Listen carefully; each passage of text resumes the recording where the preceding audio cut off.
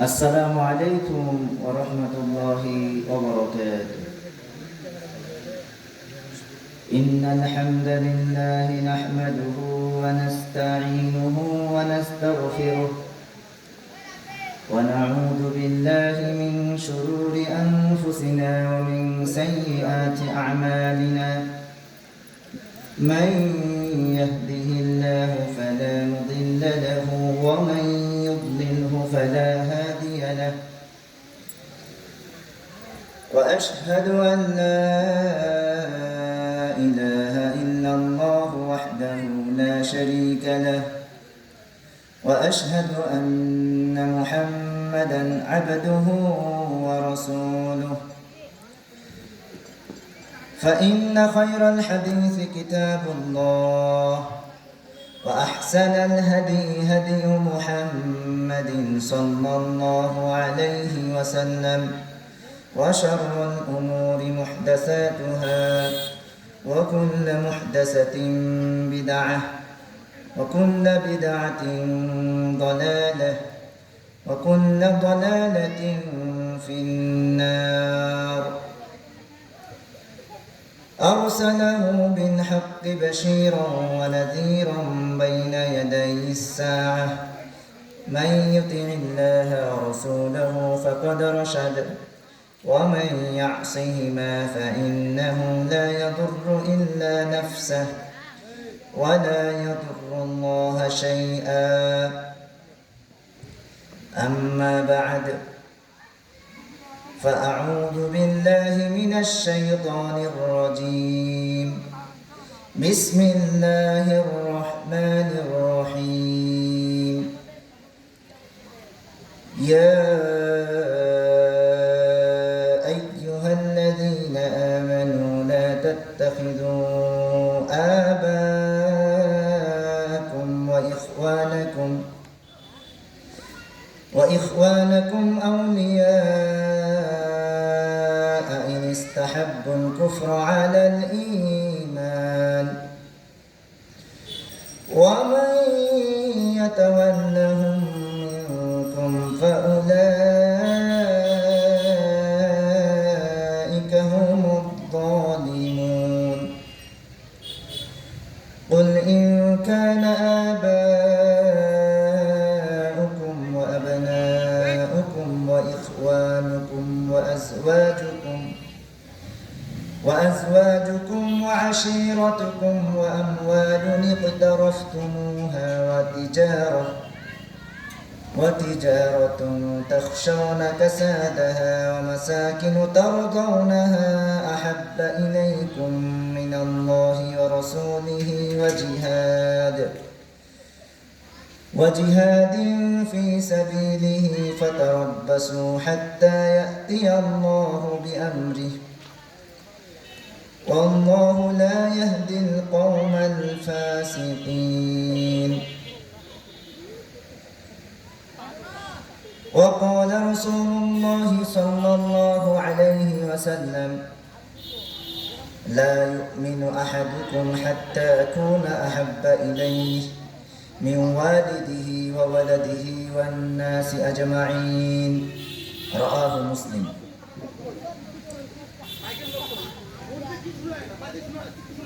যাবতীয় প্রশংসা, হামদ ও সানা মহান আল্লাহ রাব্বুল আলামিনের জন্য, যেই মহান আল্লাহ সুবহানাহু ওয়া তাআলা আমাদেরকে সুন্দর একটি ইসলামী মাহফিল, তেঘেরা ইসলামী পাঠাগার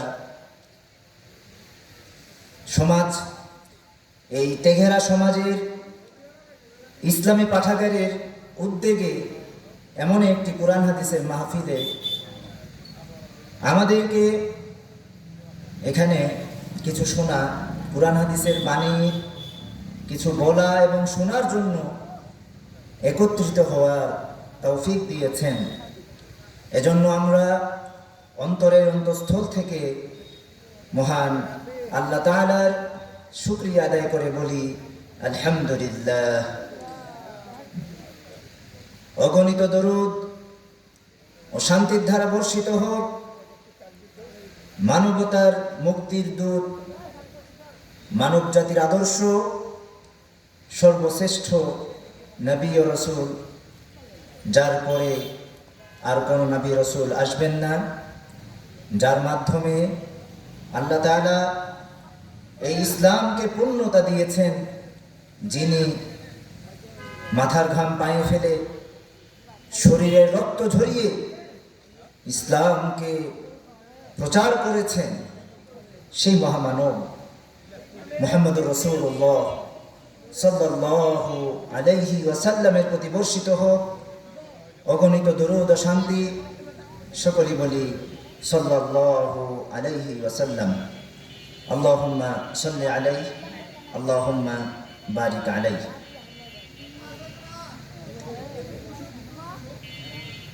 সম্মানিত শ্রোতাবৃন্দ,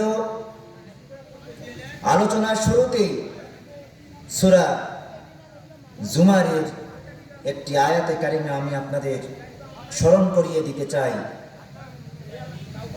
এই আয়াতে কারিমা আল্লাহ তাআলা জ্ঞানী কাদেরকে বলেছেন?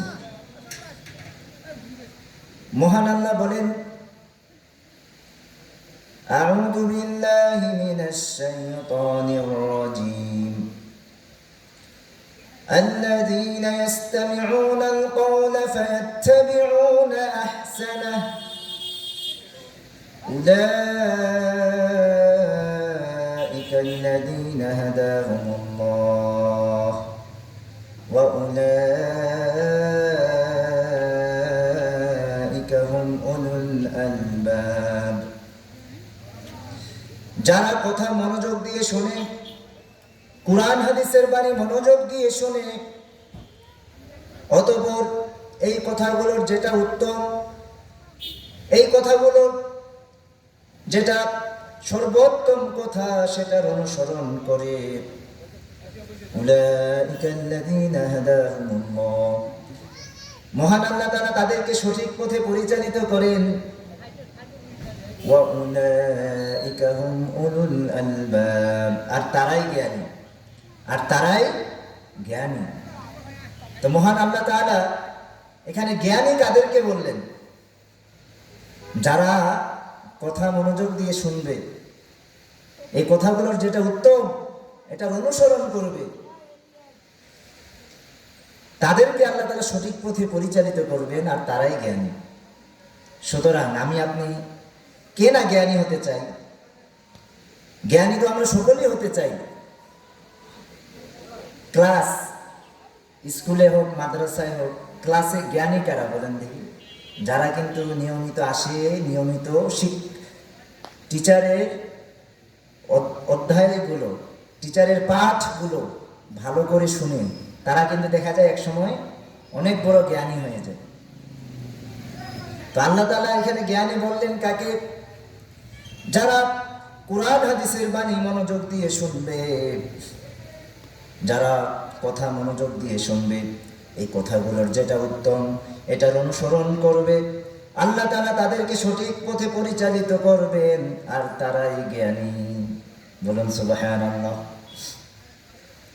সুতরাং আমাদের জ্ঞানী হতে হবে। আমরা শুধু আসলাম, বসলাম, আর কিছু কেনাকাটা করলাম, বা কুরআন হাদিসের বাণী কোনো কিছুই শুনলাম না, তাহলে কিন্তু এই মাহফিলের, এই সবার সার্থকতা আসবে না। আমি কিন্তু তেমন ওয়াজ মাহফিলের বক্তা নই, আমি ওয়াজ মাহফিলে তেমন আলোচনা করি না। তবে আপনাদেরকে একটা কথা বলবো, এই ওয়াজ মাহফিল, সাহাবায়ে কেরাম তাদের যুগে এমন ওয়াজ মাহফিল ছিল না। তারা দাওয়াত তাবলীগের কাজ করতেন, মানুষের দ্বারে দ্বারে যেতেন, দার্সের কাজ করতেন, অর্থাৎ মসজিদে দার্সের, কুরআন হাদিসের পাঠের আলোচনা করতেন। এভাবে তারা দাওয়াত তাবলীগের কাজ করেছেন। সেখান থেকেই কিন্তু বড় বড় তাবেঈন, মুহাদ্দিসিনে কিরাম হয়েছে। সেখান থেকেই আবু বকর, ওমর, উসমান, আলী রাদিয়াল্লাহু আনহুম আজমাইন, তারা বড় বড় সাহাবারা হয়েছেন কার বাণী শুনে? মহান সর্বশ্রেষ্ঠ রাসূল মুহাম্মদুর রাসূলুল্লাহ সাল্লাল্লাহু আলাইহি ওয়াসাল্লামের বাণী শুনি। তো আমাদের শোনার মতো শুনতে হবে। তারা যখন কুরআন হাদিসের বাণী শুনতেন, তারা এমন ভাবে আদবের সাথে বসতেন, পাখিরা মনে করত যে কোনো গাছ বা কোনো পাথর, তারা পাখিরা বসে যেত। সুবহানাল্লাহ, এমন আদবের সাথে বসতেন। আমাদেরকে আদব ওয়ালা হতে হবে, বেয়াদব হলে হবে না। শয়তান বেয়াদব ছিল, সে অনেক ইবাদত করেছিল, কিন্তু সে অহংকারী ছিল, আল্লাহর সাথে বেয়াদবি করেছিল। এজন্য তার সমস্ত আমল বরবাদ করে দিয়েছেন আল্লাহ তাআলা। তাকে মারদুদ অভিশপ্ত করেছেন, জান্নাত থেকে বিতাড়িত করেছেন। সে কতই না হতভাগা, এত ইবাদত করার পরেও সে আল্লাহর মনোনীত বান্দা হতে পারলো না। সে বেয়াদব হলো, মারদুদ অভিশপ্ত হলো, শয়তান হয়ে গেল, বিতাড়িত হলো। সুতরাং আমাদেরকে আদবওয়ালা হতে হবে। আল্লাহ রাব্বুল আলামিন আদব শিক্ষার জন্য, মানুষের সাথে সুন্দর আচার আচরণের জন্য, কিভাবে সমাজে বসবাস করতে হবে, এটা শিক্ষা দেওয়ার জন্য একটি সূরা নাজিল করেছেন। এই সূরার নাম জানেন? 26 পারায় সূরাতুল হুজুরাত। সূরা আল হুজুরাত সবার এই অর্থগুলো, এর এমন মর্মনিহিত অর্থ সবার জানা উচিত। গীবত, শিকায়াত না করা, মানুষের মধ্যে কোনো দ্বন্দ্ব লাগলে এটা মিটিয়ে দেয়া, মুমিন একে অপরের পরস্পর ভাই ভাই, রসুলের উপরে নিজের কথাকে উঁচু না করা, আল্লাহ এবং রসুলের উপরে কোনো কাজ না করা, নইলে সমস্ত আমল বরবাদ হয়ে যাবে। সুতরাং আমরা আদব শিখব। আমরা শুধু নামাজ, রোজা, হজ, যাকাত, যত ফরজ ইবাদত রয়েছে, সেই ইবাদতের পাশাপাশি আমাদের যে কারণে ঈমান নষ্ট হয়ে যায়, যেমন আমরা যদি কোনো মুমিন, এক ঈমানদার আরেক ঈমানদারকে ভালো না বাসি, আমরা যদি আলেম ওলামাদেরকে সম্মান না করি, আমরা বেয়াদব হয়ে যাব। এক ঈমানদার পরস্পরকে যদি ভালো না বাসি, আমরা বেঈমান হয়ে যাব। এরকম আয়াত আর হাদিস অনেক আছে। সুতরাং আমাদেরকে আদব ওয়ালা হতে হবে, আদব শিখতে হবে, এবং আমাদের সন্তান, তাদেরকেও আদব শিক্ষা দিতে হবে। আচ্ছা, আপনার সন্তান আপনার সাথে যদি বেয়াদবি করে, আপনাকে কেমন লাগবে বলেন দেখি? আপনার কাছে যেমন খারাপ লাগবে, তো এটা সবার কাছেই খারাপ লাগে। এই জন্য বেয়াদবি হওয়া যাবে না, বেয়াদবি করা যাবে না। আমাদেরকে আদব শিখতে হবে। কোরআন হাদিসের বিভিন্ন বাণীর মাধ্যমে আমরা আদব শিখতে পারি। সম্মানিত মুসল্লিন একরাম, সম্মানিত তেঘরা এলাকাবাসী, এই আদব শিক্ষার যেই আয়াত আল্লাহ রাব্বুল আলামিন বলেছেন, এই আয়াতে কারিমাটা শুনুন। বিসমিল্লাহির রহমানির রহিম। ইয়া আইয়ুহাল্লাযীনা আমানু লা তুকদ্দিমু বাইনা ইয়াদাইল্লাহি ওয়া রাসূলিহি ওয়াত্তাকুল্লাহ ইন্নাল্লাহা সামিউন আলীম।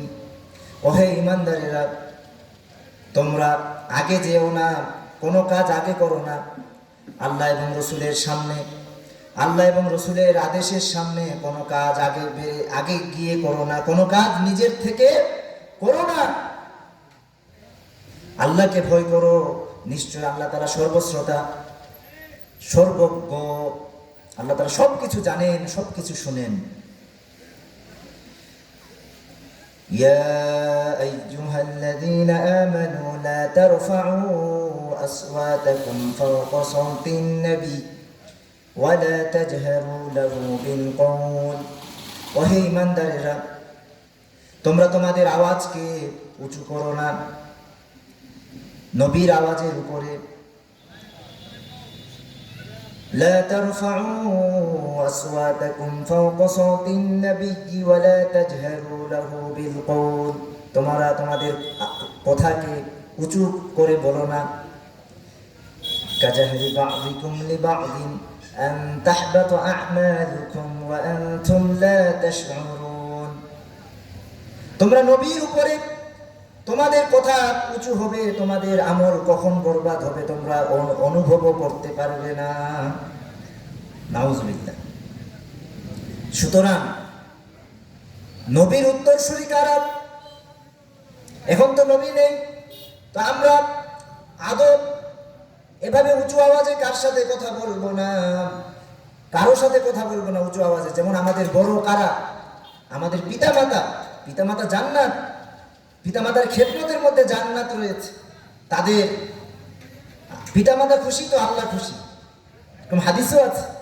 পিতামাতা হলো জান্নাত আবার পিতামাতা নারাজের মধ্যে জাহান্নাম রয়েছে আল্লাহর ইবাদতের পরই পিতামাতার আদেশ মানার বিধান আল্লাহ এবং রাসূল সাল্লাল্লাহু আলাইহি ওয়াসাল্লামকে সবথেকে বেশি ভালোবাসতে হবে এটা হলো ঈমান অতঃপর আল্লাহ রাসূল সাল্লাল্লাহু আলাইহি ওয়াসাল্লাম তাকে সবথেকে ভালোবাসতে হবে পিতামাতাকে ভালোবাসতে হবে এক ঈমানদার আরেক ঈমানদারকে ভালোবাসতে হবে পিতামাতার আওয়াজের উপর আওয়াজ করা যাবে না আল্লাহ রাসূল সাল্লাল্লাহু আলাইহি ওয়াসাল্লাম বলেন আল উলামা ওয়ারাসাতুল আমবিয়া নিশ্চয় আলেমগণ হলো নবীদের উত্তরসূরি যারা কুরআন আর সহিহ হাদিসের কথা বলে যারা আহলুস সুন্নাত ওয়াল জামাআত সঠিক পথের দেখায় সিরাতে মুস্তাকিমের পথ মানুষকে আহ্বান করে তাদেরকে আমাদের অবশ্যই সম্মান করতে হবে তাদের আওয়াজের উপরে আমাদের আওয়াজ করা যাবে না আমরা এখন কেউ ইমামের উপর আওয়াজ করে কথা বলি ইমাম হলো নেতা ইমাম হলো লিডার আমরা যদি লিডারকে না মানি তাহলে কিন্তু অনেক শক্ত ধমকি রয়েছে হাদিসে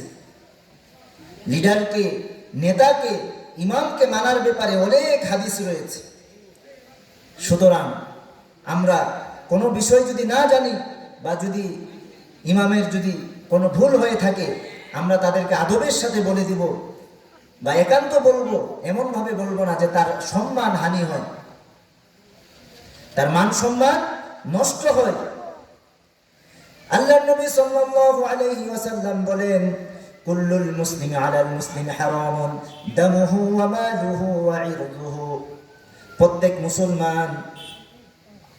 মুসলমানের উপর এক মুসলমান আরেক মুসলমানের উপর তার রক্ত তার সম্মান তার সম্পদ অন্যায়ভাবে নষ্ট করা হারাম আমি কোনো মানুষের সম্মান নষ্ট করলাম কাউকে হত্যা করলাম কারো সম্পদ নষ্ট করলাম আমার জন্য এটা হারাম কাউকে অপমান করা যাবে না কাউকে উপহাস করা যাবে না কাউকে অপনামে ডাকে না অপনামে কি ডাকে যেমন বিলাল নাম বিল্লু বলল বা আবু বকর নাম বকর বলল এভাবে বলা যাবে না মানুষ কষ্ট পায় এটা একটা উদাহরণ দিলাম যার যেই নাম সেই নামে ডাকতে হবে আল্লাহ তাআলা সূরা হুজুরাতের মধ্যে স্পষ্টভাবে বলেছেন আউযু বিল্লাহি মিনাশ শাইতানির রাজীম ইয়া আইয়ুহাল্লাযীনা আমানু লা ইয়াসখার কওমুম মিন কওম এখানে কাউকে উপহাস করতে নিষেধ করা হয়েছে ছোট বন্ধুরা তোমরা যারা আছো তোমরা কি একে অপরকে উপহাস করো যদি করে থাকো এটা আর করবা না এটা হারাম তোমার সহপাঠী তোমার খেলার সাথী যারা আছে তারা কষ্ট পায় এই ছোট্ট বেলায় যারা একে অপরকে উপহাস করে চিৎকারি করে এটা কিন্তু সারা জীবন মনে থাকে যে ও আমাকে উপহাস করত এটা কিন্তু একটা দাগ রয়ে যায়। এজন্য আমরা কারো মনে আঘাত দিব না। কারো মনে আঘাত দিলে এটা আমি তার সম্মান নষ্ট করলাম, তাকে কষ্ট দিলাম। কারো টাকা অন্যায়ভাবে নিলে আমি তার হক নষ্ট করলাম। এটা আমি যদি দুনিয়াতে এর যদি মাফ চেয়ে না নিই, এটার যদি আমি মীমাংসা না করি, তাহলে কাল কিয়ামতের ভয়াবহ দিনে যখন কোনো দিনার দিরহাম টাকা পয়সার লেনদেন হবে না, সেই ভয়াবহ দিনে যখন সূর্য একদম কাছে থাকবে, সেই কঠিন দিনে মানুষ তার ভাইয়ের থেকে পলায়ন করবে, বাবা তার সন্তানদের থেকে পলায়ন করবে, মা তার সন্তানদের থেকে পলায়ন করবে, সন্তান তার বাবা মার থেকে পলায়ন করবে। সেই ভয়াবহ দিনে শুধু মানুষ বলবে আল্লাহ আমাকে বাঁচাও, আল্লাহ আমাকে বাঁচাও, ইয়া নাফসি ইয়া নাফসি। সেই কঠিন মুহূর্তে মানুষ একটি সওয়াবের জন্য হাহাকার করবে, কিভাবে সে জান্নাতে যেতে পারে, এই জাহান্নামের ভয়াবহতা থেকে সে রক্ষা পায়, এটাই চিন্তা থাকবে। কেউ কারো দিকে তাকানোরও সুযোগ পাবে না, ওই চিন্তাই হবে না, নিজের জান নিয়ে নিজে পড়ে থাকবে সেই কঠিন দিনে।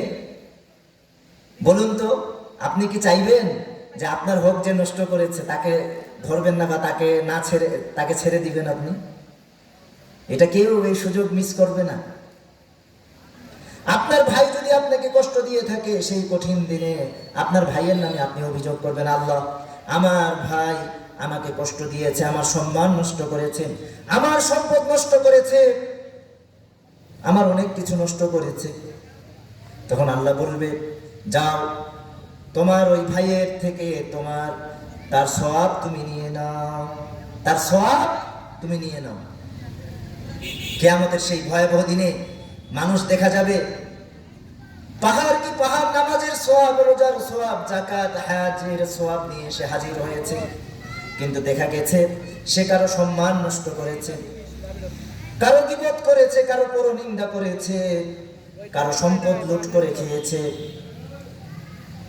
তো তার হকদাররা, সে যার প্রতি জুলুম করেছে, সেই মাজলুম ব্যক্তিরা আল্লাহর কাছে যখন বিচার দিবে আর আল্লাহর এই ঘোষণা যখন শুনবে যে তার সওয়াবগুলো নিয়ে নাও, তারা সওয়াব নিতে থাকবে নিতে থাকবে, এক পর্যায়ে ওই ইবাদতকারীর সওয়াব শেষ হয়ে যাবে। নাউজুবিল্লাহ। আপনি আমি পাহাড় কি পাহাড় সমান সওয়াব নিয়ে হাজির হলাম আল্লাহর কাছে। একটু ভেবেছেন, এই নামাজ পড়তে, ফজরের নামাজ, আরামের ঘুম নষ্ট করে ফজরের নামাজ পড়লাম, যাকাত দিলাম, এত পরিশ্রমের টাকা যাকাত দিলাম, হজ করলাম, রোজা করলাম, এগুলো সব সওয়াব সে নিয়ে গেল।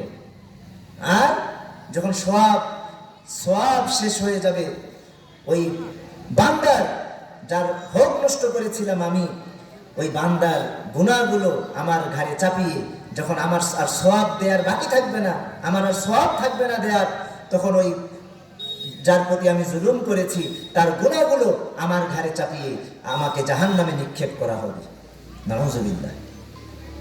তাহলে বলুন তো, আমি আপনি কি আর কারো সম্মান নষ্ট করব, কাউকে উপহাস করব, কারো গীবত, কারো অপবাদ, কারো সম্পদ নষ্ট করা এমন করব? বলেন দেখি।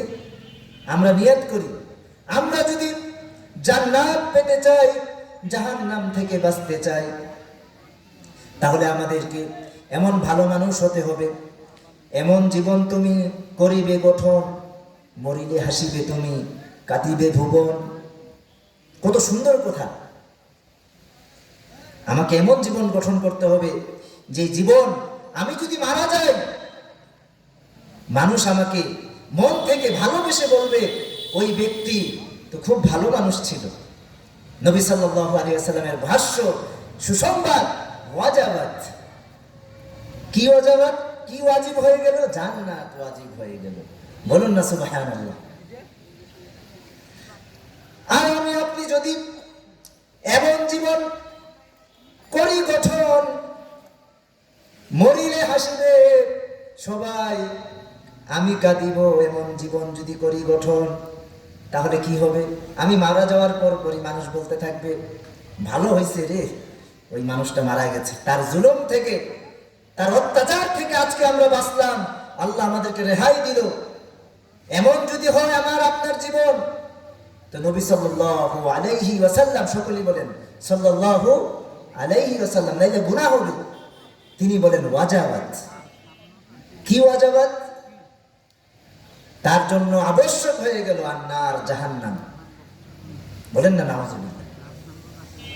সুতরাং আমাদেরকে এমন জীবন গঠন করতে হবে যে মানুষ যেন কাঁদে আমি মারা যাওয়ার পর, মানুষ যেন মন থেকেই ভালো বলতে থাকে যে অমুক লোক তো এরকম সুন্দর ইসলামী পাঠাগার করেছিল। এই যেমন তেঘেরা ইসলামী পাঠাগার করেছে, তার উদ্যোগে তারা শ্রম দিয়েছে, তাদের উদ্যোগে এমন কোরআন হাদিসের বাণী প্রচার হতো। আমরা অনেক কিছু কোরআন হাদিসের বাণী শিখেছি। তো এরকম ইসলামী পাঠাগার দরকার আছে কিনা? অবশ্যই দরকার আছে। আল্লাহ রাসূল সাল্লাল্লাহু আলাইহি ওয়াসাল্লাম বলেন, যারা এমন দ্বীনের প্রচার করবে, কোরআন হাদিসের শিক্ষা দিবে, নেক সন্তান রেখে যাবে, সদকায়ে জারিয়া করে যাবে, সুন্দর মসজিদ মাদ্রাসা করে গেল যেখানে কোরআন হাদিসের বাণী প্রচার হয়, সুন্নত মোতাবেক নামাজ কায়েম হয়, যাকাত আদায় হয়, এমন সুন্দর মসজিদ মাদ্রাসা করলো।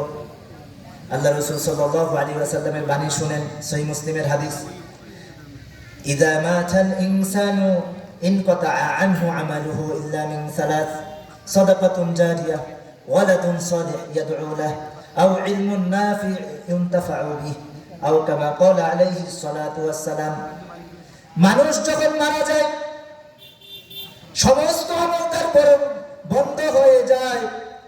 মানুষ যখন মারা যায় সমস্ত আমল বন্ধ হয়ে যায়, তিনটি আমল ব্যতীত। একটি হলো সাদাকাতুন জারিয়া, একটা হলো সদকায়ে জারিয়া।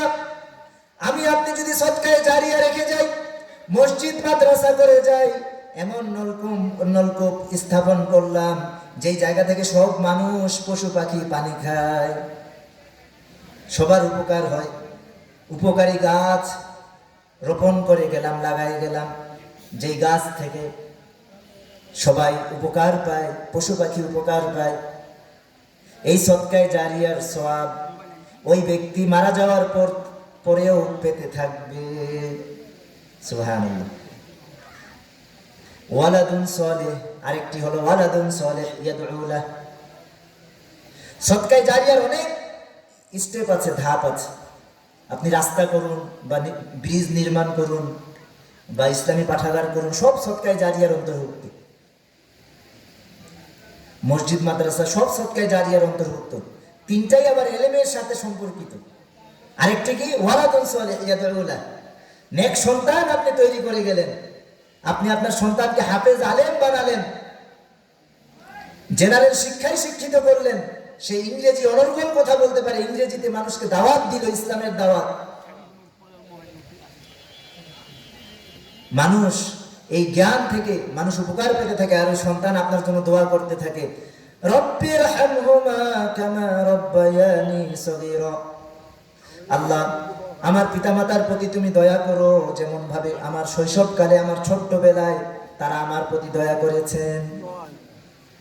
এই সন্তানের দোয়া, এই সন্তানের আমলগুলোর সওয়াব আপনিও পেতে থাকবেন। সুবহানাল্লাহ। আও ইলমুন নাফিউন তাফাউ বিহি, অথবা এমন ইলম রেখে গেল, এমন ইলম শিক্ষা দিয়ে গেল, মানুষ যেই ইলমের মাধ্যমে, যেই বিদ্যার মাধ্যমে উপকার পেতে থাকে, কোরআন হাদিসের বাণী আপনি শিক্ষা দিয়ে গেলেন।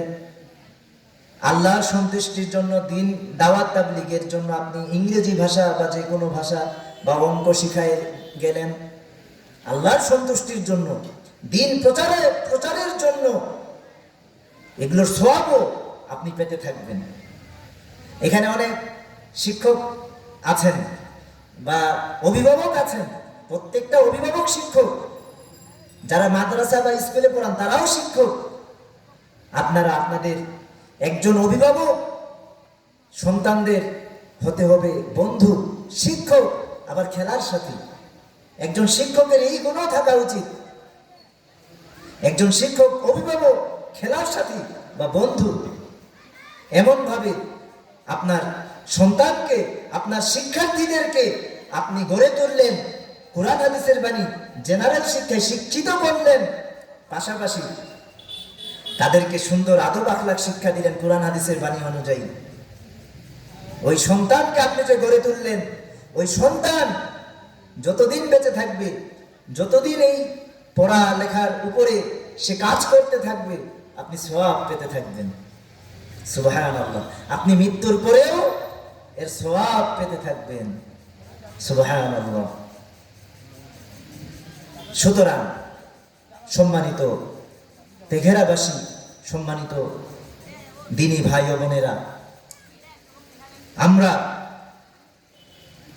এই সংক্ষিপ্ত এই আলোচনায় কি শিক্ষা নিলাম? যে আমরা আমাদের সন্তানদেরকে সুন্দর শিক্ষায় শিক্ষিত করব, গড়ে তুলব। তাদের শিক্ষার জন্য আমরা স্যাক্রিফাইস করব। কেমন? অনেক বাবা মাকে অনেক ত্যাগ করতে হয়। 10 বছর হওয়া মাত্রই সন্তানদের বিছানাকে আলাদা করে দিব, এটা নবীর আদেশ। সুতরাং আমরা সন্তানদেরকে সুশিক্ষায় শিক্ষিত করব এবং সদকায়ে জারিয়া যা পারি, 1 টাকা হোক, 2 টাকা হোক, 1 লাখ, 2 লাখ, যা হোক, আমরা টাকার মাধ্যমে হোক যে কোনো ভালো কাজ নির্মাণ করব। বা এই যে ইসলামী পাঠাগার, মসজিদ, মাদ্রাসা, রাস্তা নির্মাণ, এগুলো, গাছ লাগানো, এগুলো করব। ও কারণে গাছ কাটবো না। গাছ কাটার ও কারণে আমরা যদি উপকারী গাছগুলো কেটে ফেলি, জাহান্নামের হুমকি রয়েছে হাদিসে। যত পারি গাছ লাগাবো। এবং ওয়ালাদুন সালেহ, ইলমুন নাফিউন তাফাউ বি, এই 3টা কাজ আমরা করতে চেষ্টা করব। বিশেষ করে আমরা মারা যাওয়ার পরেও যেন এই কাজগুলোর সওয়াব আমরা পেতে থাকি। তো এই বিষয়গুলো আমাকে এবং আপনাদের সকলকে আল্লাহ তাআলা আমল করার তৌফিক দান করুন, আমিন।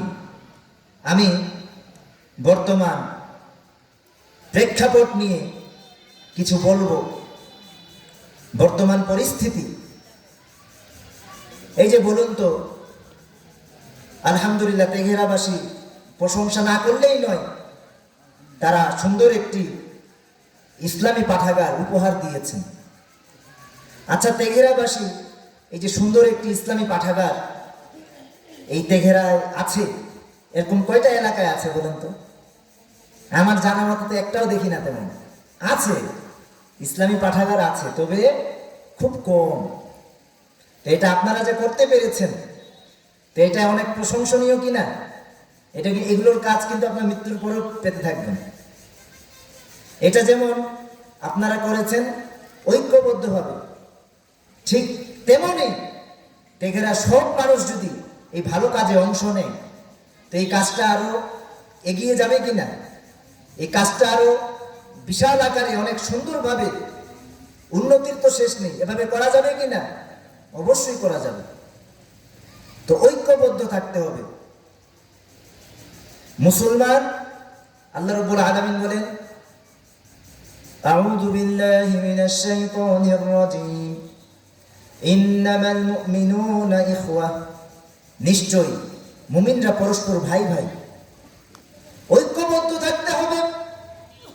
আমরা যদি ঐক্যবদ্ধ থেকে এই ইসলামী পাঠাগার, সুন্দর ইসলামী পাঠাগার উপহার দিতে পারি, তো আমরা কি পারি না ঐক্যবদ্ধ থেকে এমন একটা সমাজ, সুন্দর সমাজ উপহার দিতে পারলাম? এমন তো সুন্দর একটি দেশ উপহার দিতে পারবো কিনা? অবশ্যই পারবো। সুন্দর মুসলিম বিশ্বকে সুন্দর একটি ইসলামী দেশ, ইসলামী বিশ্ব উপহার দিতে পারবো আমরা যদি সমস্ত মুসলমান ঐক্যবদ্ধ থাকি। আল্লাহ নবী সাল্লাল্লাহু আলাইহি ওয়াসাল্লাম বলেন, আল মুসলিমু কাজাসাদিল ওয়াহিদ, মুসলমান একটা শরীরের মতো। আজ আমার মুসলিম ভাইয়েরা ফিলিস্তিনে বর্বর নির্যাতনের শিকার, বোমা, বন্দুকের গুলি দিয়ে উড়িয়ে দিচ্ছে তাদেরকে, অথচ মুসলিম নেতারা আজকে মনে হচ্ছে চুরি করে বসে আছে। তারা কি দেখছে না এমন ছোট্ট শিশুদেরকে গুলি দিয়ে হত্যা করছে, বোমা মেরে উড়িয়ে দিচ্ছে, নিষ্পাপ লোকদেরকে উড়িয়ে দিচ্ছে, নারীদেরকে হত্যা করছে, ধর্ষণ করছে। এগুলো কি তাদের নজরে পড়ছে না? এগুলোকে আল্লাহর কাঠগড়ায় তাদের জবাব দিতে হবে না? মুসলমানরা যদি ঐক্যবদ্ধ হয়ে একটু শুধু ডলার খরচ করে, দিনার রিয়াল খরচ করে শুধু একটি বোমা কিনে, যা বোমা আছে, বন্দুক আছে, এই বোমা বন্দুক যদি বা রাশিয়ার থেকে হোক, যে দেশ দিতে ইচ্ছুক সেই দেশের থেকে যদি একটু বোমা বারুদ বন্দুক কিনে, দেখবেন সাহায্য আল্লাহর পক্ষ থেকে আসবে। যেমন সাহায্য এসেছিল বদর যুদ্ধে, যেমন সাহায্য এসেছিল কাবাগর ধ্বংস করতে গিয়ে আল্লাহ তাআলা আবাবিল পাখি পাঠিয়েছিলেন, এমন বদর, ইয়ারমুকের যুদ্ধ, যত যুদ্ধ, হুনাইনের যুদ্ধ, কত যুদ্ধে আল্লাহর সাহায্য এসেছিল।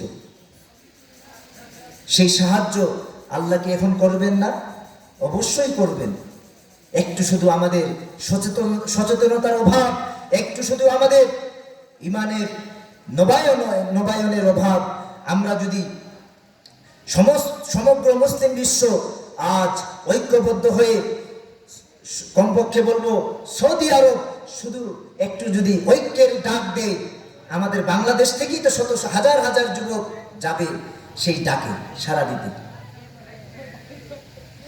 একটু যদি আহ্বান করে জিহাদের ঘোষণা দেয়, তাহলে আমরা সেই মোদী সরকার, ইসরায়েলের ছোট ভাই ভারতে নির্যাতনের স্ট্রিম রুলার চালাচ্ছে, ভারতের মুসলমানদের সম্পত্তি দখল করে নিয়েছে, তাদের এই ইসরায়েলের ছোট ভাই, এদের বিরুদ্ধেও আমরা জিহাদে নামতে পারি। এদের বিরুদ্ধেও, আমাদের এই নির্যাতনের বিরুদ্ধে আমরা একদম সীসা ঢালা প্রাচীরের নেই আমরা প্রতিরোধ করে তুলতে পারি ইনশাআল্লাহ। সুতরাং আমাদেরকে, আমি এই বাণী সেই সৌদি সরকার, কাতার, কুয়েত, সেই নেতাদের কানে পৌঁছবে কিনা জানি না, তবে আমি বলতে চাই, এই আধুনিক যুগ, এই ইন্টারনেটের যুগ যদি পৌঁছে যায়, তাহলে আমার এই বলাটা সার্থক ইনশাআল্লাহ। কমপক্ষে আমি আমার দায়িত্ব মুক্ত, আমি যতটুকু আমার দায়িত্ব, আমার ক্ষমতা, ততটুকু আমি বলেছি। সুতরাং একটা হাদিস বলে শেষ করব যে মান মাতা ওয়ালাম ইয়াবজু ওয়ালাম ইয়াতামান্না, যে এই নবী সাল্লাল্লাহু আলাইহি ওয়াসাল্লাম এই হাদিসে বলেছেন, যে ব্যক্তি মারা গেল জিহাদ না করে এবং জিহাদের তামান্না না রেখে মারা যায়, সে যেন মুনাফিক অবস্থায় মারা গেল। নাউজুবিল্লাহ। সহিহ মুসলিমের হাদিস, আল জান্নাতু তাহতা যিলালি সুয়ুফ, জান্নাত হলো তরবারির ছায়াতলে। সুতরাং আমরা যদিও দুর্বল, আমাদের যদিও এখন জিহাদের ক্ষমতা নেই, আমাদের তো ক্ষমতা আছে মুখ দিয়ে প্রতিবাদ করার, আমাদের তো ক্ষমতা আছে টাকা দিয়ে সহযোগিতা করার, আমাদের তো ক্ষমতা আছে ঘৃণা করার। তবে এই আকাঙ্ক্ষা, তামান্না আমাদের অবশ্যই রাখতে হবে, যখনই জিহাদের ডাক আসবে, সত্য কুরআন হাদিসের বাণী অনুযায়ী জিহাদের সঠিক ডাক আসবে, তখনই আমাদের জিহাদের জন্য ঝাঁপিয়ে পড়তে হবে। ওমর রাদিয়াল্লাহু আনহু দোয়া করতেন, আল্লাহ আমার যেন জিহাদের, আমি যেন শহীদ হয়ে মারা যাই। সুবহানাল্লাহ।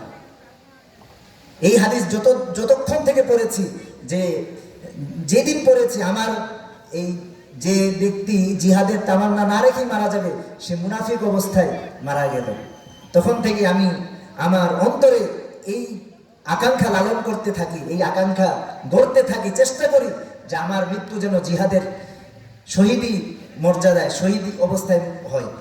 যখনই জিহাদের ডাক আসবে, তখনই যেন আমি, আল্লাহ চাহেন তো আমি যেতে পারি, আল্লাহ যেন আমাকে তৌফিক দান করে, আমাদের সকলকে ঈমান অবস্থায় যেন মৃত্যু নসিব হওয়ার তৌফিক দান করেন, এবং আমাদের এই ইসলামী পাঠাগারকে এই যারা শ্রম দিয়েছেন, টাকা দিয়ে, শ্রম দিয়ে, সকলের এই শ্রমকে যেন আল্লাহ কবুল ও মঞ্জুর করেন, আমিন। আমরা যেন ইমানের অবস্থায় মারা যেতে পারি, আমিন। এই বলে সংক্ষিপ্ত আলোচনা শেষ করছি। সুবহানাকা আল্লাহুম্মা বিহামদিকা ওয়া আশহাদু আল্লা ইলাহা ইল্লা আনতা আস্তাগফিরুকা ওয়া আতুবু ইলাইক। আসসালামু আলাইকুম ওয়া রাহমাতুল্লাহি ওয়া বারাকাতুহু।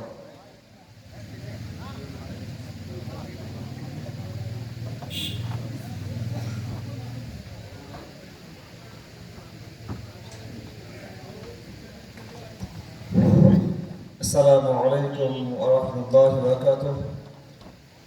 সম্মানিত উপস্থিত বৈঠকের দিনে মুসলিম ভাই বোন, সম্মানীয় সভাপত, আমাদের আজকের মেহমান, সম্মানিত আলোচক ফাজিলাতুল শাইখ হাফিজ মেহরাব আলী